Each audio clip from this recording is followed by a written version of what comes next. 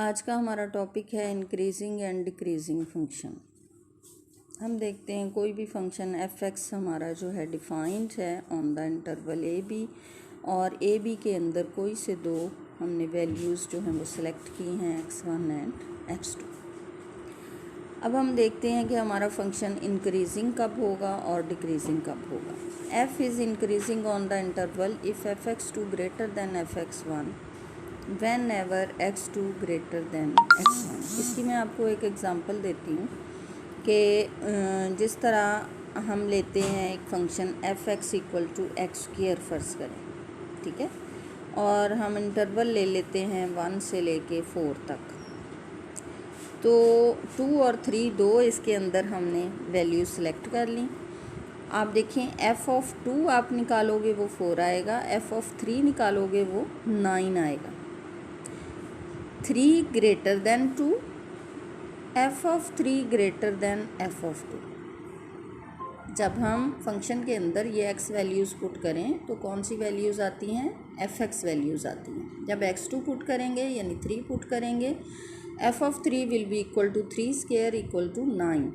कौन सी एग्जांपल मैंने दी है यहाँ पे? F X equal to X square, ये इंक्रीजिंग फंक्शन है, ठीक है। और इसी तरह x1 हमने 2 लिया था, F of 2 equal to 2 square equal to 4, यानी जो रिलेशन x वैल्यूज़ में है वही कॉरस्पॉन्डिंग y वैल्यूज़ में है।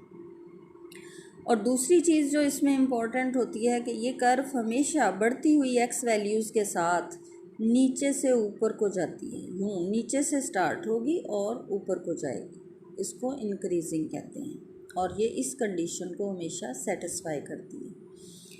इसी तरह डिक्रीजिंग को हम डिस्कस करेंगे। डिक्रीजिंग अगर हमने देखनी है किसी भी इंटरवल ए बी पे, उसकी कंडीशन होती है f(x2) less than f(x1) when x2 greater than x1, यानी हम अगली x वैल्यू जो लेंगे दूसरी वो पहली से बड़ी होगी, लेकिन y वैल्यूज़ जो हैं वो पहली बड़ी होगी दूसरी छोटी होगी।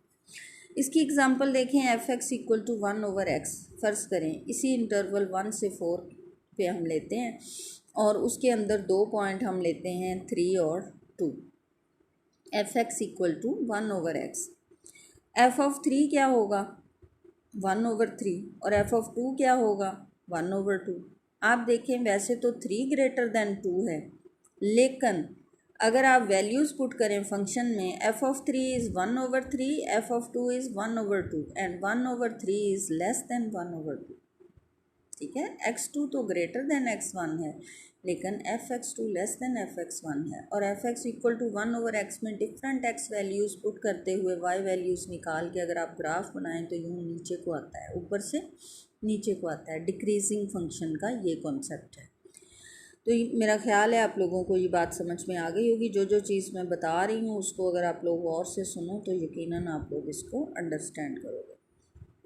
नेक्स्ट हमारे दो रिजल्ट्स हैं जो हम यूज़ करते हैं इंक्रीजिंग और डिक्रीजिंग फंक्शंस के लिए। f is differentiable on open interval A B, यानी उसका डेरिवेटिव कैलकुलेट हो सकता है। Then f is increasing on A B if f(x) positive.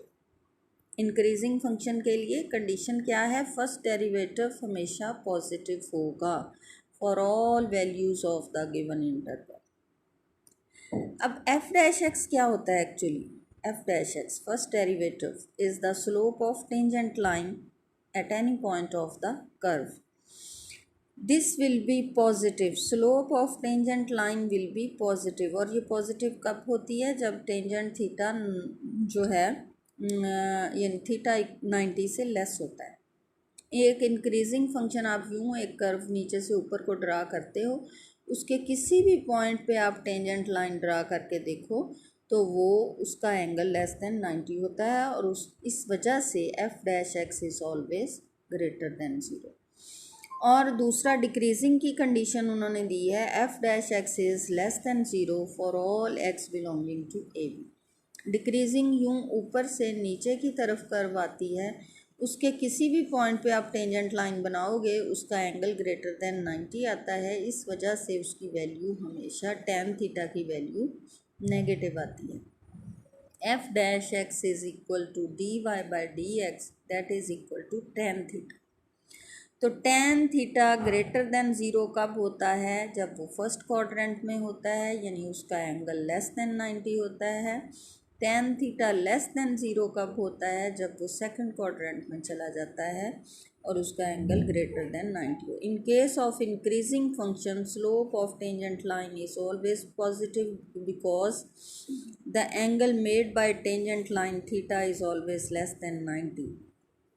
In case of decreasing function f dash x less than 0, slope of tangent line is negative because the angle theta of the tangent line which it makes along x-axis is greater than 90 degree।